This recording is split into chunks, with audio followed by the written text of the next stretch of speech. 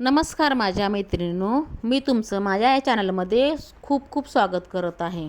आज आपण मेथीचे जराही कडू न लागणारे लाडू बनवणार आहोत। त्यासाठी प्रथम अर्धा किलो खोबरं, पाव किलो काजू, पाव किलो बदाम, पाव किलो डिंक आणि पाव किलो मेथी आणि अर्धा किलो खारीक घेतली आहे आणि 1 किलो गूळ घेतला आहे। मेथी ही थोडी भाजून मिक्सरला वाटून 3 दिवस मी तुपामध्ये भिजत घालून ठेवली होती।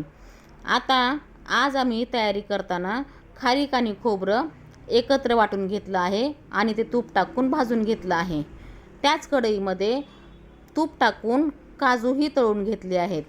काजू तळले की ते काढून घेतले आणि त्याच कढईमध्ये मी पाव किलो बदाम भाजून तळून घेतले आहेत।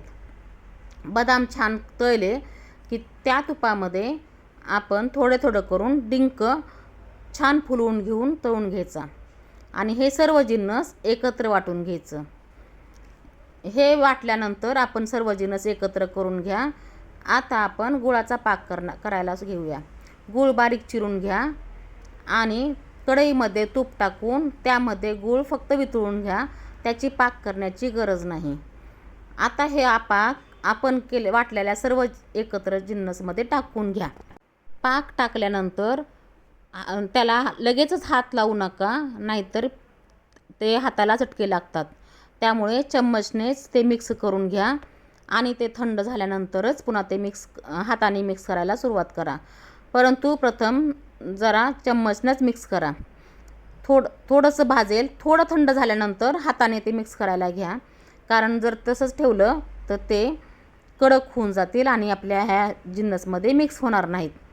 आणि आता हे हाताने थोडं थोडं मिक्स केल्यानंतर हे आपण झाकून अर्धा तासासाठी ठेवून द्या।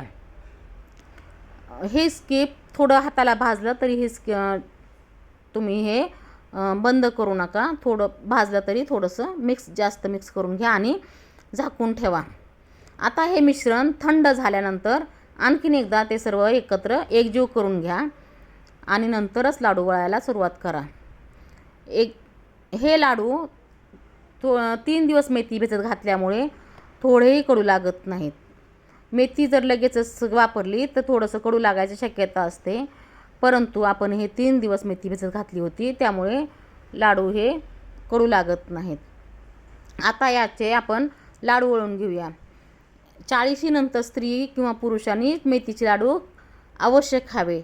थंडीच्या दिवसात तरी वर्षातून एकदा तरी आपण हे लाडू तयार करून घ्या आणि खाऊन घ्या। डिंक लाडू खाण्यापेक्षा मेथीचे लाडू खाल्लेले केव्हाही चांगले।